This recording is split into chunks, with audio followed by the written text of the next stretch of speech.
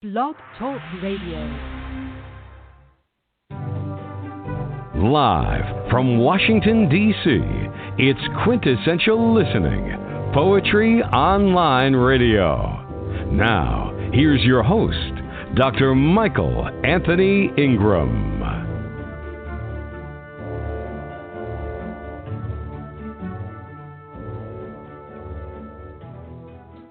Good evening and welcome to the program. Again, I am Michael Anthony Ingram. I'd like to introduce my guest tonight, poet Ethan Goffman. Ethan, hello, how are you tonight?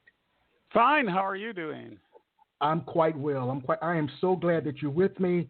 We're going to have a nice time tonight, Ethan, and I'm glad that you're here. Oh, well, I'm probably more glad that I'm here. Well, what I'd like to do is to ask you a general question first. You've done so much. Now you're the co-founder of It Takes a Community, an initiative at Montgomery College in Rockville, Maryland, that brings poetry to the students and local residents. Tell me more about that project. Well, the idea, I co-founded it with my wife, Mary Ann, who you know well. I thought it would be a good thing for her to do. I was interested in it too, but, she's very devoted to poetry, and I thought I could help jumpstart her in starting it. All right. I like the idea of a community-based poetry group because we're teaching the classes at Montgomery County or Montgomery College. We both teach there. And basically, it's a town gown thing. Of course, in a community college, it's a little different, but the college always says, we want more community events. So I said, why don't we do this as a community event and get all kinds of people, students, but also, aspiring poets, maybe some experienced poets, get everyone working together. So that's what we did. And I would say at the beginning, I did more of it and made the phone calls and emails that got it going, and then we would brainstorm ideas together. But basically, Marianne has pretty much mostly taken it over by this point because she's just very excited by it and keeps having new ideas. Mm-hmm. Mm-hmm. Well, let me ask this question. So have you found that you've had an opportunity? Has it been successful? Oh, yeah, we get relative. Well, what is success to you? One way of success is numbers, and the numbers it probably started at 15 average attending. Now it's about maybe 25. But more important, we've had people who started who were just not feeling very confident, who have kind of gone on and stretched and grown, and they're writing wonderful poetry. They're able to read it and express themselves in public. I know they go to other poetry groups, so it's not just us, but I give us some credit for really reaching out and helping some people learn about poetry and express themselves, and not just write the poems but also read them in public, which all right, it's important. It is important. Now you're also the founder and producer of the Poetry and Planet podcast on earthtalk.org. I'd like to know more about that podcast. Well, that podcast, that's about a year and a half old. And as you know, but the audience doesn't, I never, ever would have done it without you, Michael, because what happened is I called in on your show and talked, and we had a great time, and it went well. It really was only a few minutes, but I got inspired and said, I'm going to start a show of my own. So I emailed you and I said, I'm going to do a show of my own. It was going to be Poetry, Politics, and Planet, which was like one thing too many, but I wasn't aware yet. But then about a day later, I chickened out, and I was going to back out, and you kept inspiring me and saying, no, you have to do it. So that's how the show got started. Do you want me to tell you more? Yes, I'd like to know more, and thank you for the compliment. I'd like to know more, yes. Well, the politics part didn't really work.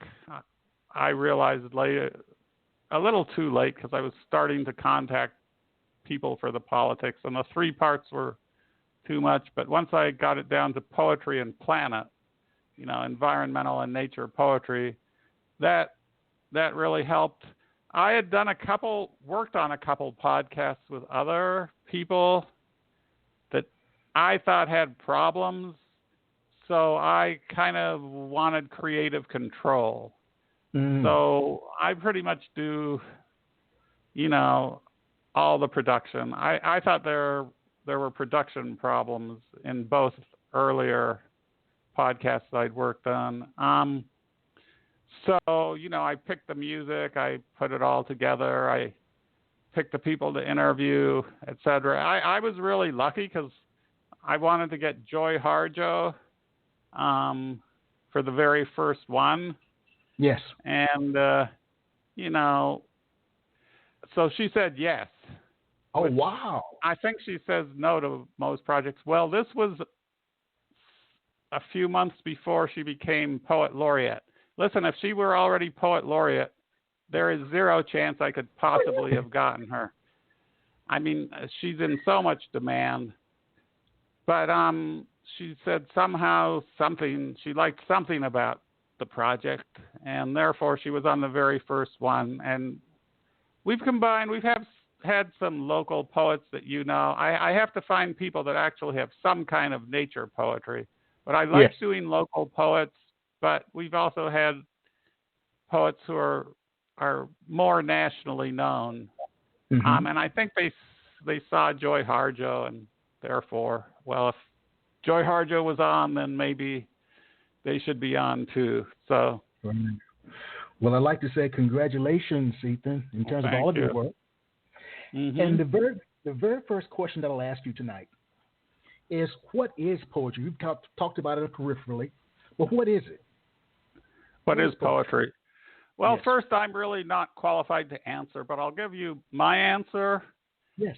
Is that poetry, it's just words that are put together in a way that's not prose, which means that either the sound, the meter, the rhyme, the way the words go together, or on the page, just the way they're shaped on the page is part of the form. And I hope part of the meaning, because form and meaning should go together. So, there's something about the sound or the way it's on the page. I guess my caveat is poetry is a lot of different things to different people, but it's also changed, because it used to be Homer or the old bards. They were telling a great big story, right? And it evolved over the years. So if you have like a piece of free verse that's one person, doesn't have rhyme or meter, and they're contemplating small things, that's a lot different than Homer. And there are a lot of novels that are closer to Homer. So, we like to categorize things, and because of the way it's evolved, we call all these things poetry. Yes. Well, let me ask this question then. Why is it important? Why is it important? Yes. Well, I can answer a little bit that historically, storytelling has always been important, and it's important to people's definitions of who they are and how they're going to live life, their identity, meaning, which we're struggling to find meaning in life, even though no one really knows what it all means. So that's stories and words. And then song has been important for ages and ages. This is all stuff that goes back to the human past. And again, that's not really saying why is song so important, but we know it is. All humans are locked on it. And I would say that now, poetry has done what I think it was James Baldwin who said that modern jazz has kind of lost its mass audience by getting rid of a danceable beat. I think poetry went free verse and very personal and sometimes very esoteric. So it's kind of gone the way of modern jazz where, there are people who love it and are devoted to it, but Mm-hmm. it doesn't have the mass audience, but we've got plenty of popular music of many kinds that fulfill that function for, I don't think anyone, well, there might be someone somewhere, but, everyone loves some kind of song or Yes. popular music. So that's taken over a lot of the traditional role of poetry. Well, when you think about your work and your podcast, Poetry and Planet, focuses on the environment, what are some of the predominant themes of your work? My work as a poet or the As a podcast? poet, yes. And your As work a as poet. a poet. Mm-hmm. Well, the themes are basically me, my internal dialogue about the meaning or meaninglessness of it all. I don't know. I guess death is kind of a big theme, but that kind of goes with the meaning. I said, like, I really don't want to die, but eternal life is that doesn't make any sense either, and that would be kind of ridiculous. I said that to Marianne, and she said she wouldn't mind an eternal life. Well, I don't like either option. But okay, so death is a big death, the unknowability, the search for meaning. Then, of course, that the environment is a big theme, and the fact that, it can be transcendent and take you out of yourself. This is also a Poetry and Planet theme, but of course we're destroying it now, and therefore we're fouling our own nest and hurting ourselves and forgetting that we're part of nature and bound to nature. So I guess that would be another theme. And then I have some personal reflections on, like, trying, we're all basically naturally selfish, short-term beings, and we kind of have to struggle to do good and treat other people right, but that's really what we should do. I have probably not enough of that because I guess a lot of my poetry is not that uplifting, but basically, despite all the difficulties, try and live life right, and that means treating other people and other beings well. Well, what I'd like to do now, please share one of your works. Okay. I have quite a few because you said like 12 to 15. So. Yes. So. I didn't want to run out. Okay, so this is from my book, which I am trying to get people to buy because I can't give live readings. So from my book, this is the first poem. Then there's a companion poem, which in the end of the first section. This is not really a representative poem, but it's the first one. It's called Good Morning Sunshine. A snake twists upon the gnarled bark, tying herself in knots.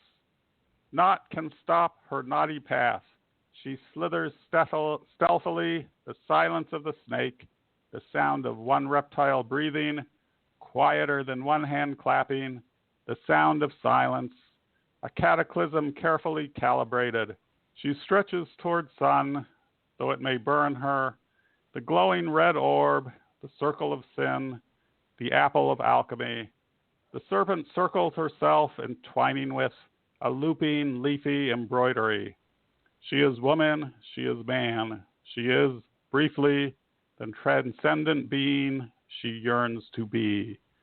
Eve creeps below, almost a snake herself, slithering, stealthy, low to the ground, ready for the mating ritual, the entwined love that will begin history.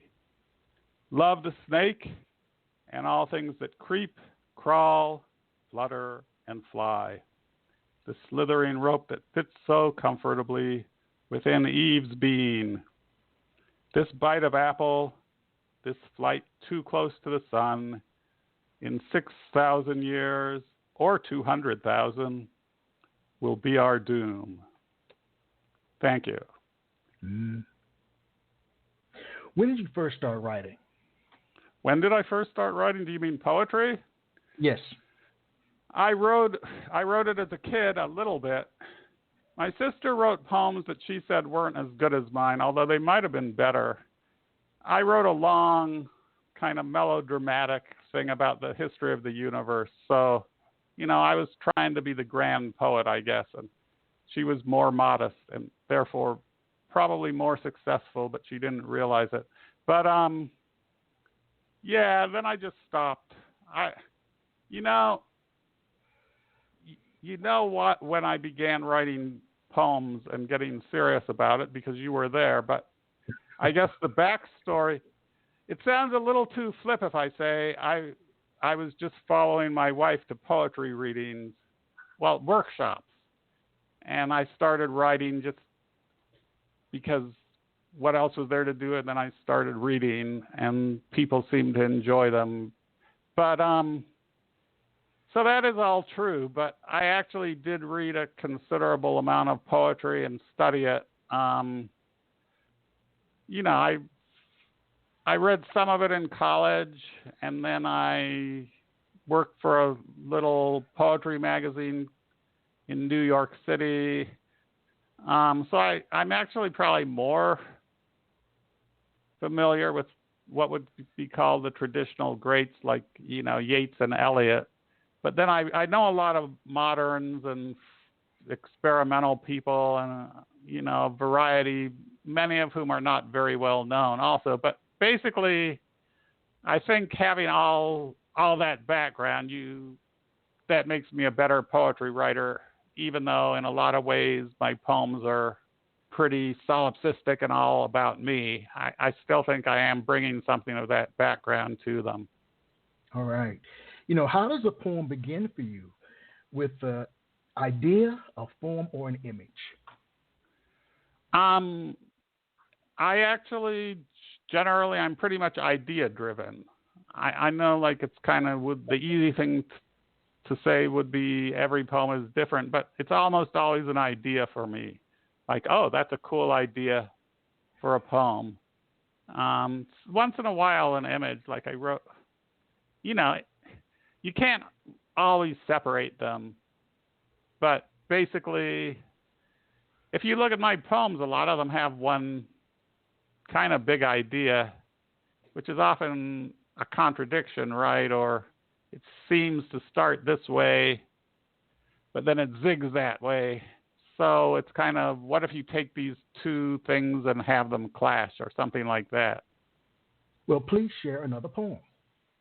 Okay, I'm going to skip and go to the companion poem to the one that I just read, because they do kind of work together, maybe.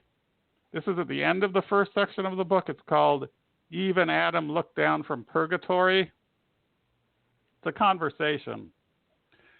Adam, did people really go to the moon? Eve, physically they did, but spiritually not. Spiritually, the whole thing was a fake. We remain earthbound souls. Adam, is the earth round or flat? Eve, flat. In eons past, the earth was round, but now it's an interminable gold coin on an obese, arthritic elephant's back, jam-packed with angry mobs struggling to push each other off the edge. Adam, is there a God? Eve, the truth is, people have been around for 6,000 years. Or is it 200,000? And we still don't know. One thing's for certain, though, there is a Satan. Adam, isn't that just conjecture? Eve, I've known it to be so ever since I ate the apple. People are unfair to snakes, though. We should love them and treat them kindly. Adam, what will the weather be tomorrow? Eve, cloudy with a chance of death. The end. I can't say thank you. What? Cloudy with a chance of death. Wow. Okay, I had that written down in my notebook before I wrote that poem. And then it kind of worked as the ending to the poem. But you can see from what I just said, it was kind of this idea, right? It began with the idea of, what they're saying from purgatory, but also the idea of people going to the moon spiritually. Mm-hmm. And that Well, we'll take a brief break and we'll come right back, all right? Okay. All right.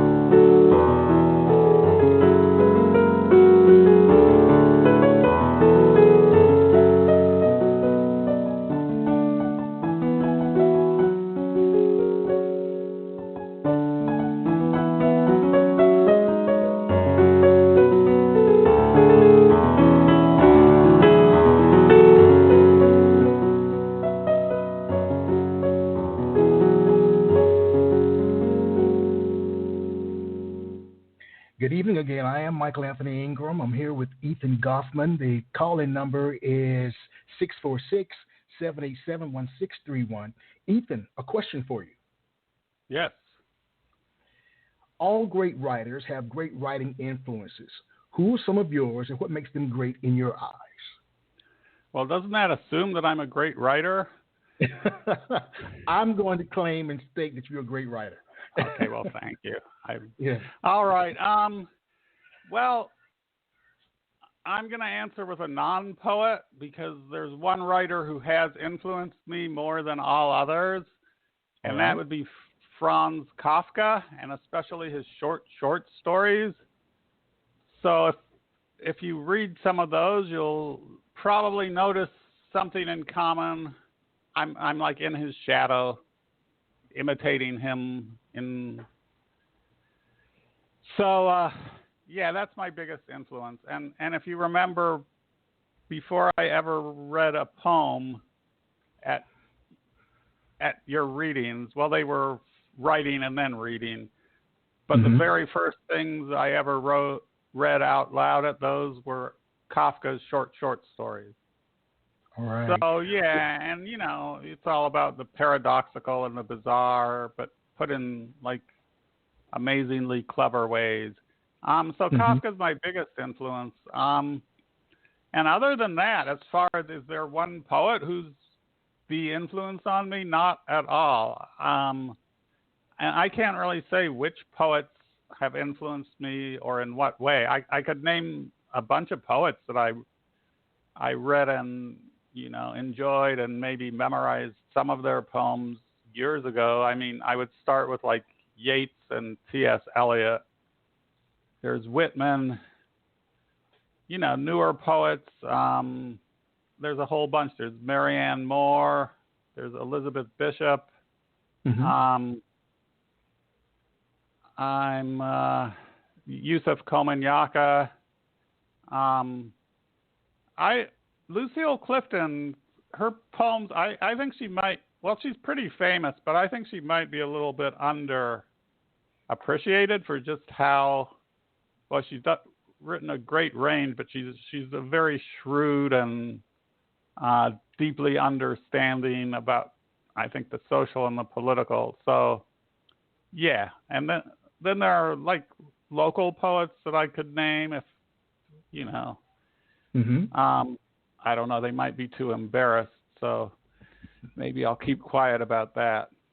All right. As you think about a poem, the construction of a poem, what are some of the most prevalent ingredients that go into this whole concoction that we call a poem? What ingredients go into making a poem? Wow, doesn't that depend on the poet? I mean... It could. What about for yourself? For myself? Oh, I'm actually like, for me, the poem is kind of a projection of my personality, and like the poetic voice is pretty close to me, maybe a little bit elevated. Like, I guess my just conversational speech would not really be that different from a poem. Then I like playing around probably like just in conversation, I might play around with rhyme a lot more than I do in a lot of my poems. I do some rhyme, but I love just rhyming for the sake of rhyming. Actually, I could have been in like rap culture, except I'm too old and out of it. But I do like rhyme. All my poems are in free verse because when I'm actually writing, I feel like in a way, isn't every rhyme a forced rhyme? You can try and break things down, and repetition, that's a big part of poetic form, right? So yes, you can have repetition with a difference.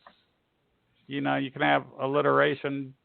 A lot of times it's just this line break just seems pretty nice, or I've made my main point here, so I'll move on to the next stanza. So form, like I said, I start with the idea, I try and project my voice, and then the form comes. I don't say I'm going to write a sonnet or, for a while, like in some workshop, they gave me the idea of really strange line breaks. So I was purposely playing with those for a little while, but not really for that long. But, I maybe should try more forms because they say that can actually give you more to say. And maybe I don't have enough structure. And maybe structure, because I'm kind of in a slump where I'm not really writing very much poetry. Maybe that would give me. Why do you think that is? Well, one reason is once I started writing, I went through a period when I was thinking about poetry a lot and thinking about ideas. And, a lot came to me while I was in bed and either asleep or with insomnia. So I would have whole poems in my mind. Not quite word for word, but I would know, here's what the poem's going to look like. Here's a major turning point near the end. I would know a lot about that poem, and then I would sit down and write it. But that rarely happens anymore. And I think it's just I had my period where I hadn't been expressing myself my whole life in that way. And once I started, boom, stuff was coming. And now that's at least partly played out. Many poets have different methods for their writing when they are able to write. Some write on paper and then transfer it to the computer. What's your preferred method of writing? Do you write it out first, then transfer it to the computer, or the other way around? Oh, I'm on the computer right from the beginning, unless I don't have a computer. Well, I write on my PC. It has a nice big keyboard. I could type. I have such messy handwriting, I learned to type really early. So I feel more comfortable typing than writing. And plus, it's really easy to revise on a computer. I adopted that technology really early. So it feels more natural to me. I mean, I'll jot stuff down on paper, like once I turned off the computer late at night, and then suddenly I had an idea, and I think I had the idea in the middle of the night. Anyway, I wrote it out on an envelope. So, if the computer's not there waiting for me, then I'll handwrite. Well, please share another poem. Here comes another poem. Let's see.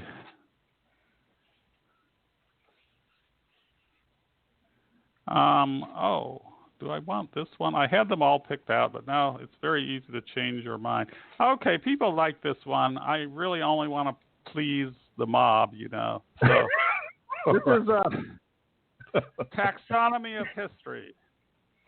There are three main branches in the study of history: the history of the past, the history of what happened, the history of what the hell happened.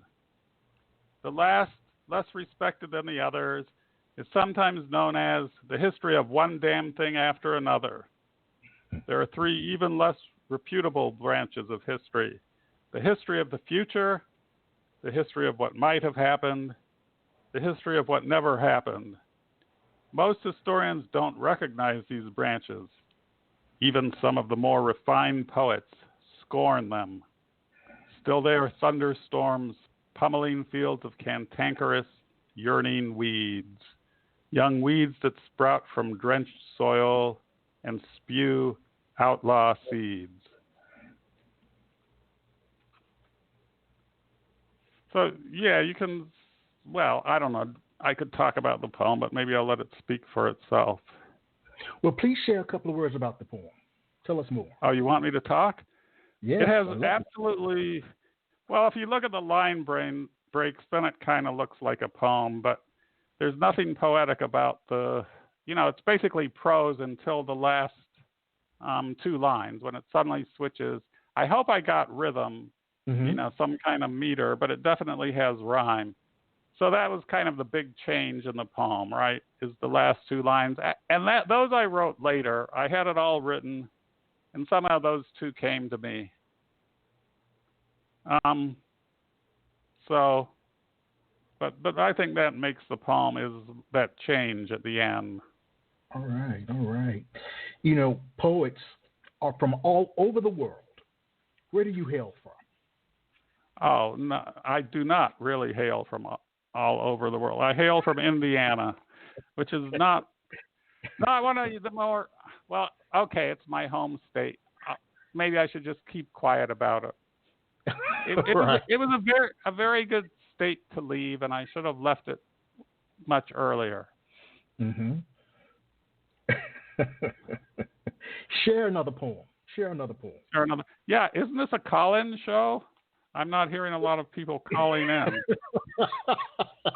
Well, no one has called in yet, so we'll keep okay. going. I hope somebody's listening. All right. They're listening. Okay. Oh. All right. I'll do one more that's supposed to be amusing. Then maybe I'll do a serious one. All right. Not that many are that serious, but okay. This is called When My Wife Gave Birth.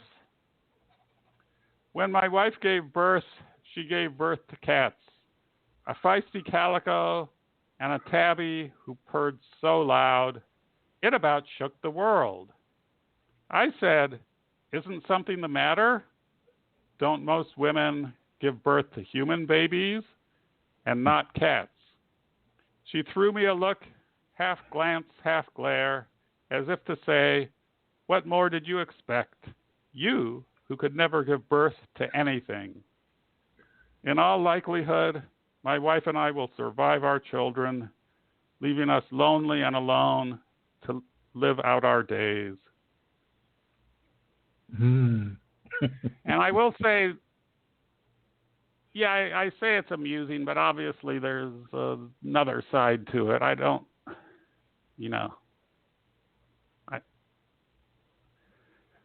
Well, I guess you could have a poem. Oh, well, go on.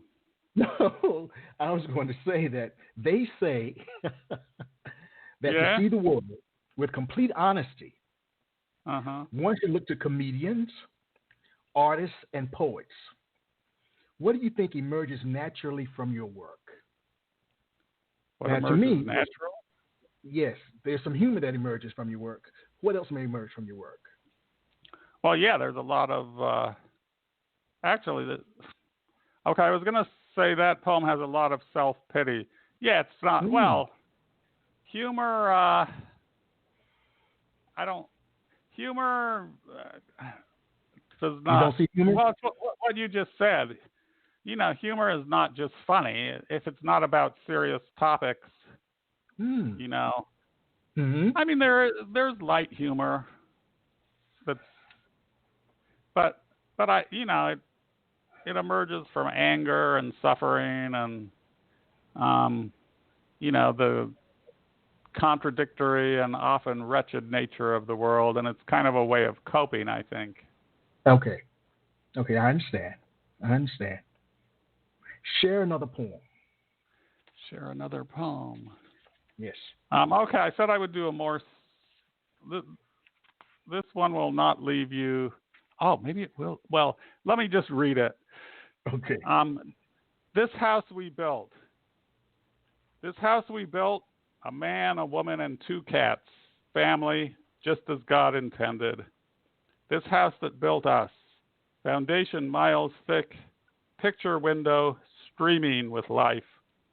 Yellow shingles and orange fence blazing with light. This house the contractors built. For cash, although with a certain pride, perhaps even love, that they were making something lasting to bind the universe in its small way. Is it love that builds things? Or is it cement, nails, wood, and plaster? Or is it money? This house we had built, or that always existed, surrounded by birdsong in the trees we planted, by scampering squirrels, by rabbits feasting on the tall fescue. This house made of commerce, made of love. This house we built, a man, a woman, and 2 cats, the perfect family, just as God intended.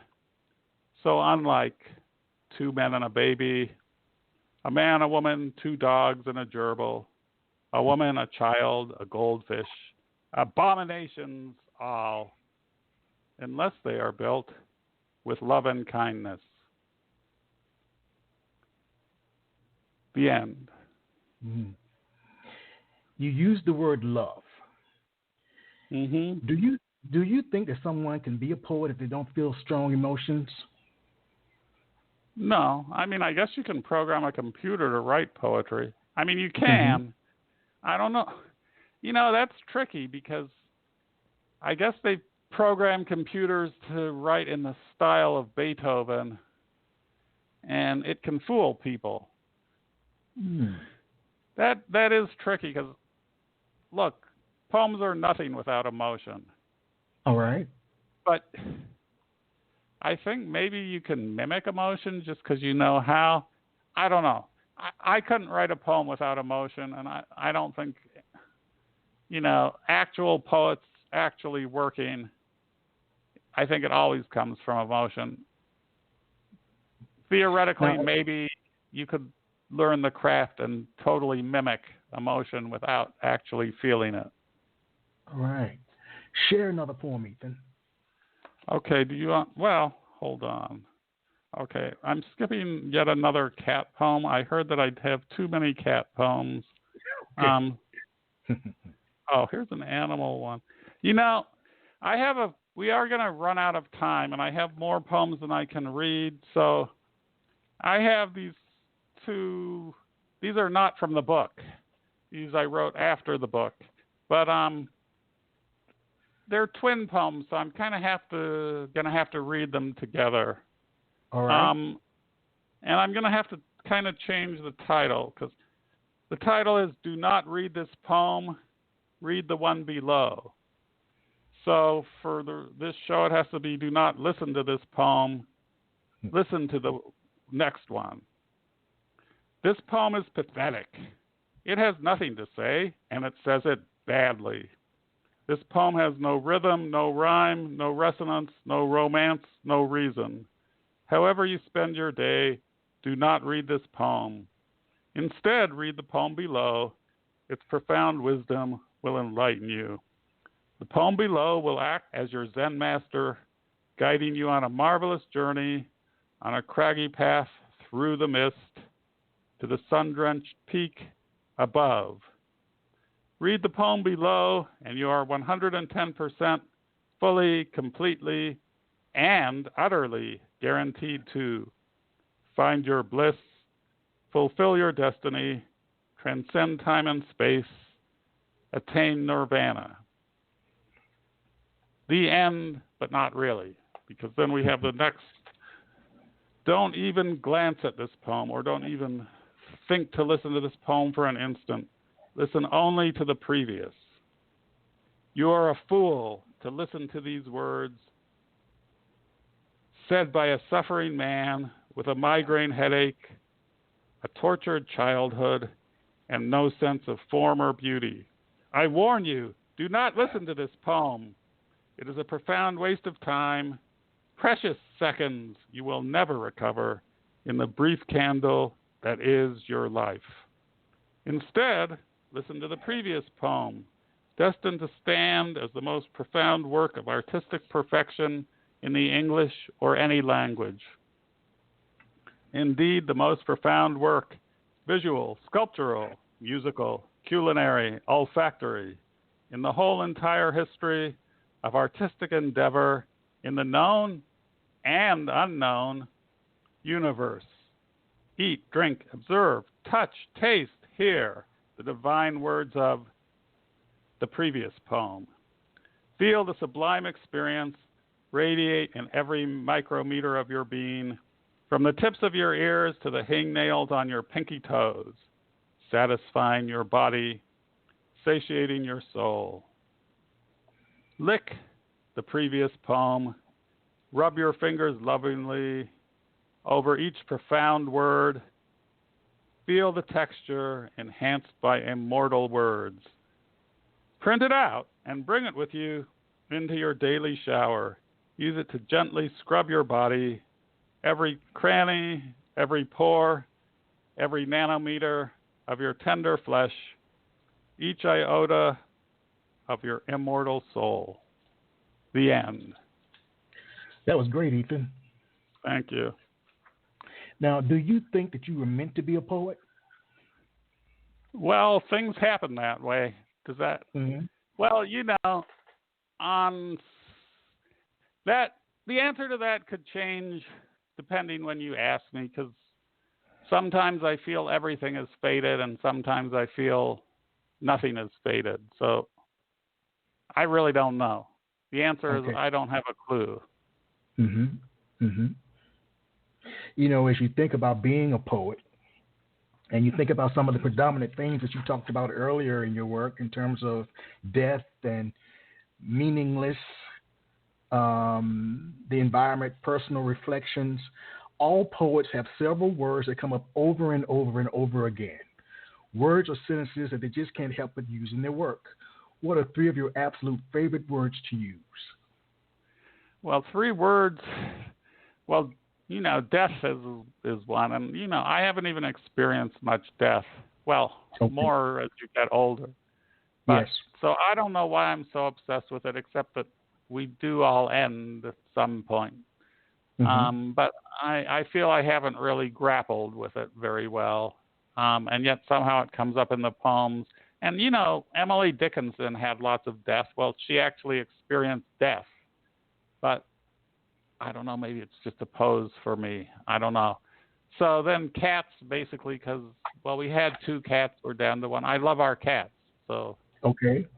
I could talk about why, but so deaf cats, that's only 2. There's supposed to be a 3rd word, huh? Yes. Let me look through my titles real quick to see.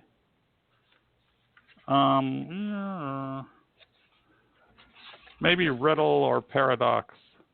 Love does come up. Mm-hmm. So, yeah, maybe there's a positive side to me. Oh, I believe so. Animals, I'm very interested in animals. I saw 2, not opossums. What are those other animals? Raccoons the other day. They're around everywhere. Okay. They're kind of trying to fuel my creative unconscious, I think, but I'm not listening to them enough. But boy, I love I know we see deer or rabbits, they're all over the friggin' place, but I still am just delighted every time. Even a squirrel, I know there's a lot of them. So, yeah, that's all just fantastic, all that life all around us. All right. That's very nice, very nice. Uh-huh. As you think about your poems and the titles of your poems,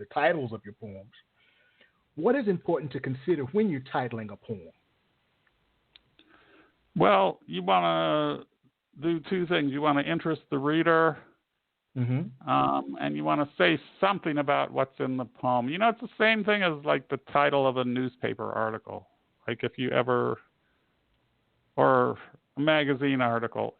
It's pretty much get someone interested and give them an idea of what the content might be. Have people answered that differently on other shows? No, pretty much the same answer. That you want people to become interested in the poem itself. But you also want to, in essence, tell a story about the poem through this title. Very nice, very nice. Let's take a brief break, Ethan, and we'll be right back. Okay.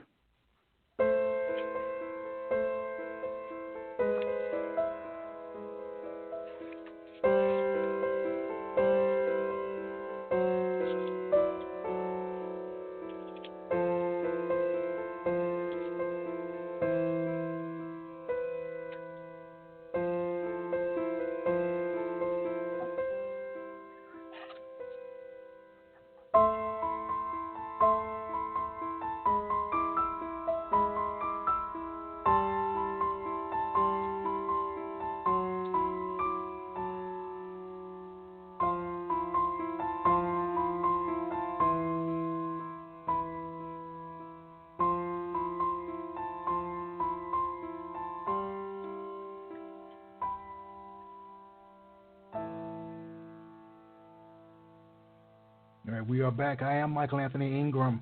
I'm here with Ethan Goffman, my friend Ethan Goffman. Ethan, question for you. Yes? What do you see as being the role of a poet in modern-day society?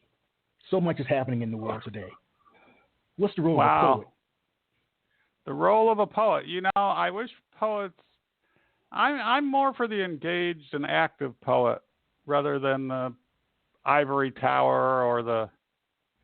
I mean, Emily Dickinson sitting in her home did fabulous things, right? Yes. And, you know, political poetry, it risks being hack poetry. There's plenty of bad political poems, but I guess there's plenty of bad love poems, right? So, and also, you know, it doesn't need to be... It can be political without being blatantly political. It can have, like, implications. But, yeah, I think poets should be engaged with society. And actually, we might very well be entering into end times. So, you know, you don't want to say, oh, I sat out and just wrote poetry, which is kind of one of my... I feel I should be doing more, and yet I don't even know what to do. And there are all these events out of control. So, role of poet, you know, be engaged. You could be just locally engaged, or you could be engaged in the big issues of the day. Well, you know, some writers and poets write for a myriad of reasons.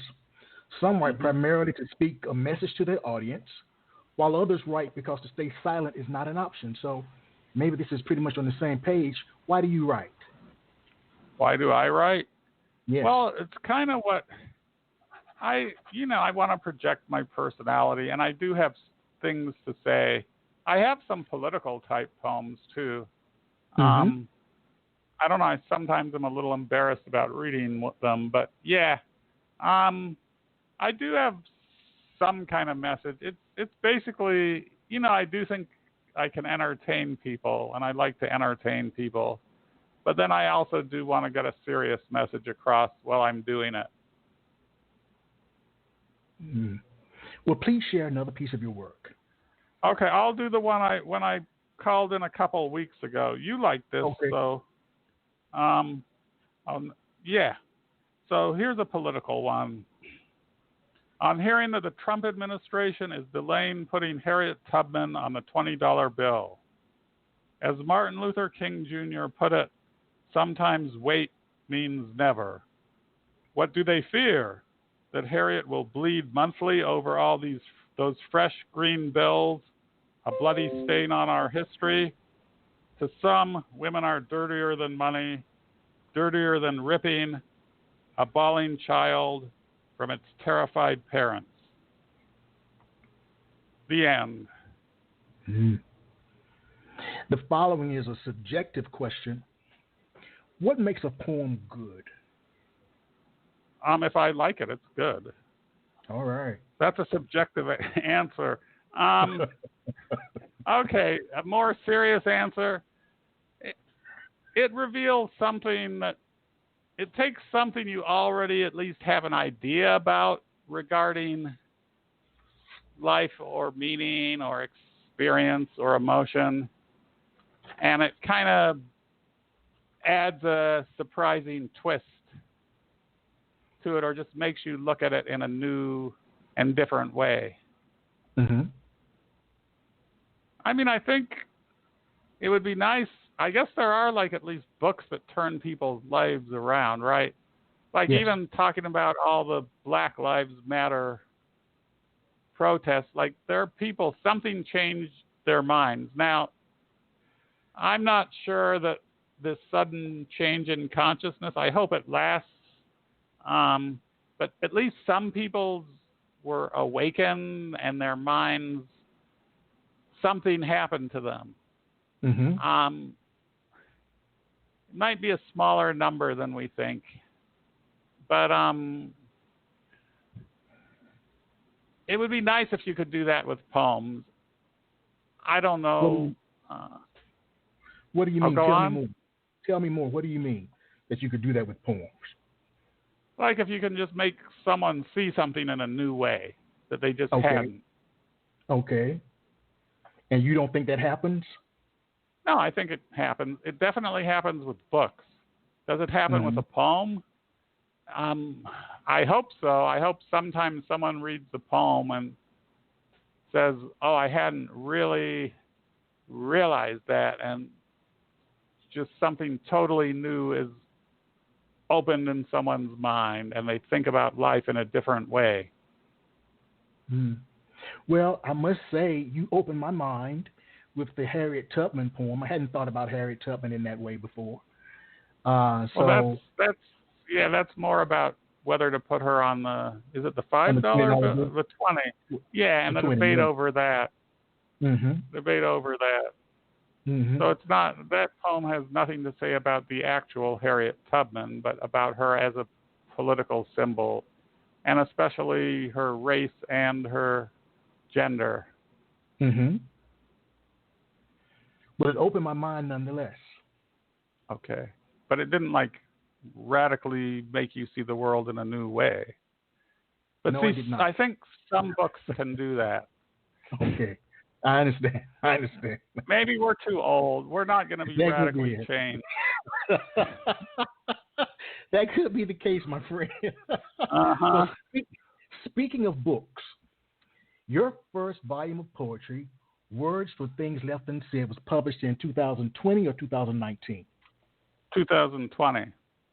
Tell us more about you.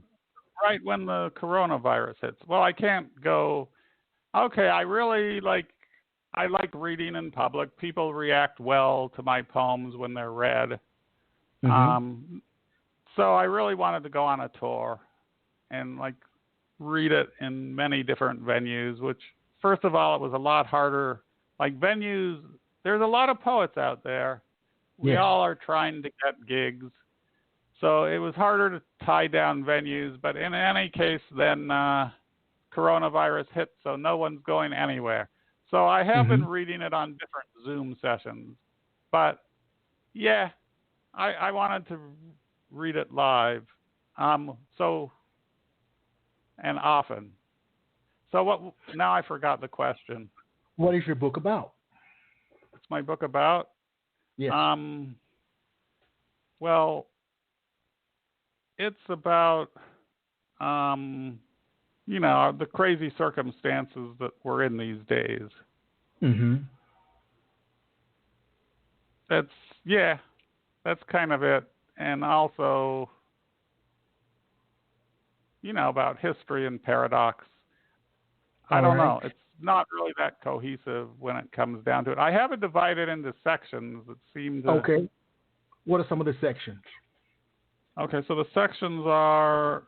The first one is a brief slog through history. I guess it's about history intersecting with my own personal life. All right. As we seem to be heading toward an apocalyptic end. And that was before, coronavirus, that's kind of bad, but we had many, many problems before, and maybe coronavirus has just revealed how bad some of them are. Mm-hmm. So it's a brief slog through history. Second section is out of touch in Trump's America. Then I am an embarrassment to myself. So that's personal, right? Paradoxes and mind benders. All you need is love with a question mark. The riddle of existence. The Book of Thelma. That's all about cats. Inheritance, loss, and then this crazy, wonderful, dying planet. So I'm looking at the whole planet, but also at nature. But actually, a lot of those poems are also about our yard. Okay. Well, if you were required or asked to convince a friend or colleague to read your book, what might you tell them? I'd say I think you'd enjoy it. And just read a few poems and see if you like them. And if not, then you wasted $18.50. But if you see me live, you only wasted $15. and you also get a free signature. So okay.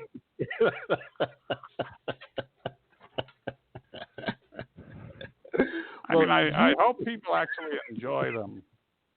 All right. Well, you mentioned the importance of sharing your work, of being able to share your work.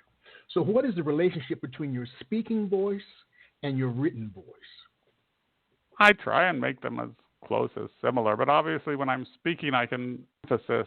I don't want to stumble. I don't want the way I read it to be a hindrance, which it could be if I want to try and enhance what's already there when I read. Okay. All right. But it's already there. It's the same voice.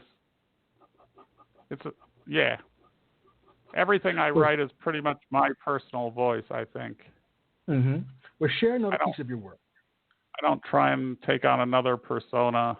Okay, let's see. I have a few I could choose from. Let me do. Okay, I'll read this. We're going to run out of time. I see the clock really ticking down. We've got time for a couple more poems. We've got time. Okay, I'm going to read. I'll read this. I've been writing little prose pieces. I'll read one of those. I have a whole bunch. I'm trying to come up with a whole book of little prose pieces. Again, very loosely based on Kafka's short stories, but more about, more appropriate to the year 2020. Okay, so this one's called Cattle Farm. Somehow I had inherited a cattle farm in West Virginia. I found a peace I'd never known, herding the great creatures so large and stoic and stupid and profound and sweet among the sharp green fields and hills beneath a bright blue sky. They made soft thrumming noises as if speaking to me or to the universe. Perhaps the universe answers them. It never answers me, but I am too neurotic and self-aware, so the universe is smart to ignore me. I got to know individual cows. Elsa was my favorite, mainly snow white with patches of brown, soft fur. She would rub her rough, soft tongue against my hand. It seemed to be love. These massive beasts that could have easily trampled me were gentle as lambs. Soon I will have to send some off to be slaughtered. I might become vegetarian. The bloodiness of meat has become disgusting. Still, I need to sell these cows. That's the way the economics of a farm works. You always hurt the ones you love. Oh, okay, so that's prose. That's a little different. That's beautiful. Oh, you liked it? Oh, thank you. Yeah, really, really did like that. We're about to end. We've got time for one more. One more poem. It says is it over? No, we've got time for one more poem. Okay, I'm confused. Mine, I had a ticker that just ran out. That's but okay. Now, okay, well, all right. Let me go back to the book then and do something that's more poetic. I have a bunch marked, but now I don't. Well, let's see. Do we have time for a long poem or a short poem? Let's go with the long poem. I think that'd be a nice way to close. Okay, this is called Animals Are Our Friends. A deer stood by the side of the road and gazed at me with querying eyes. Deer no longer bolt at the sight of humans. Although we are alien species, we are kin. Deer are taking over the suburbs as peace-loving neighbors who only want to eat our yards, our tomatoes and squash, and occasional flour. A squirrel scampers, visible for an instant. Some force animated it, gave it life. The same force that animates me and my loved ones and my enemies. The fat brown rabbit that inhabited our yard has disappeared. So has the earlier occupant, a fierce hunter who kept the birds as sparse as the hairs on my aging head. Layers and currents of history reside in our yard, an ocean of life swelling with music. It is not whales singing, but their distant cousins, sparrows, robins, crows, the usual suspects, a cardinal redder than blood, a jay blue as the sky, who pops by as an occasional surprise, like a friend one hasn't seen in ages. This is our home, all our homes. It resides in our bones, and we in its soil and primordial rocks. Yet we are also visitors, migrants, who will one day be swept aside in this small house overgrown with weeds. Thank you. Wow. It's kind of hard to believe that we've come to the end of the program, Ethan. It went by relatively quickly. It went by quickly. Considering that no one called in. That's okay. We had I thought it ended at 9, no? Well, it ends at 9, but I still have extra time that I can use. So we're okay. Okay. We're okay. All right. Well, let me so we're one fine. last question of you. When Sure. people hear your work, and I'm one of these people, Uh-huh. they usually want more. What's next for you as a poet? As a poet, well, I talked about this book of prose.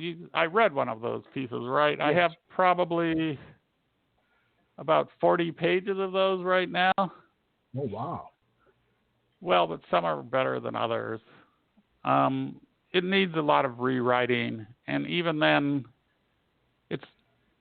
I had this idea it would be this grand unified whole, but it's basically going to be a bunch of prose poems.